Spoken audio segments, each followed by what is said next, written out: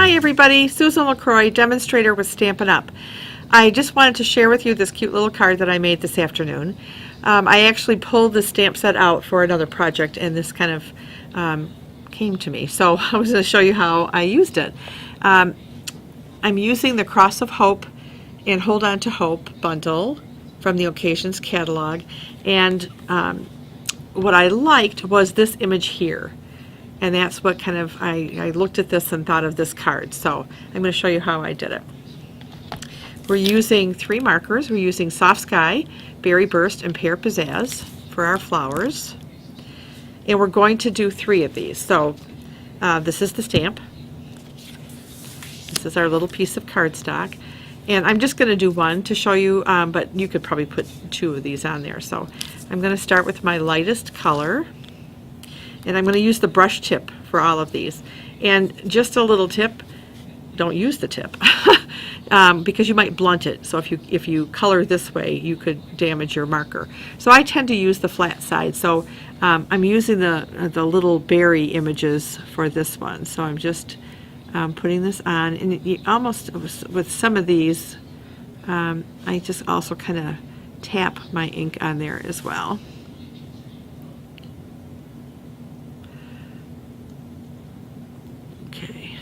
In this little cluster right up there. Okay. Now I'll use my Pear Pizzazz and use the brush tip again in the flat side and just kind of color in all of my leaves and stems.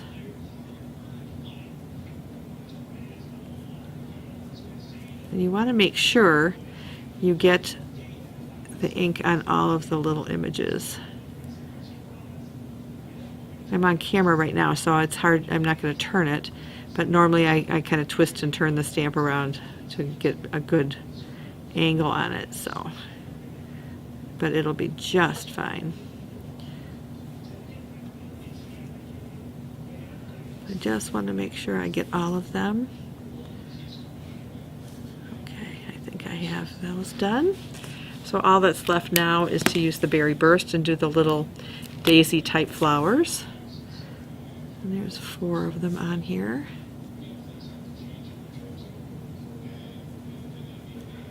There we go. All right, so the one thing I want to do is make sure, and I have some missing here.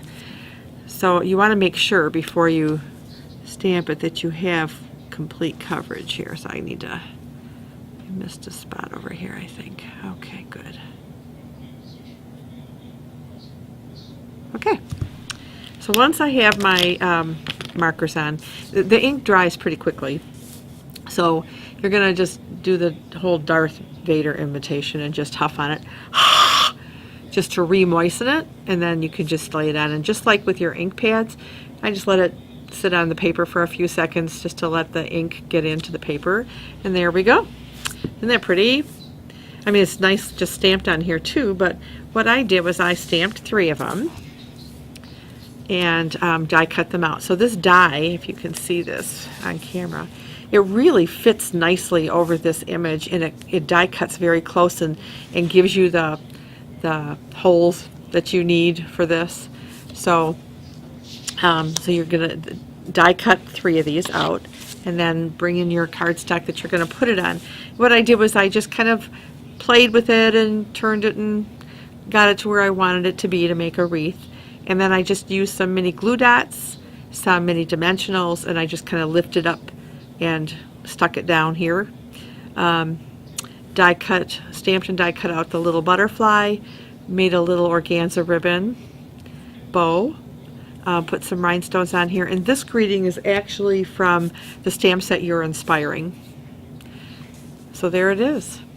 Really, it takes the longest to do the coloring of the stamps because you're doing it 3 times and die cutting it. Once you do that, it comes together very quickly. So I hope you enjoy it. Happy stamping. Thanks for watching.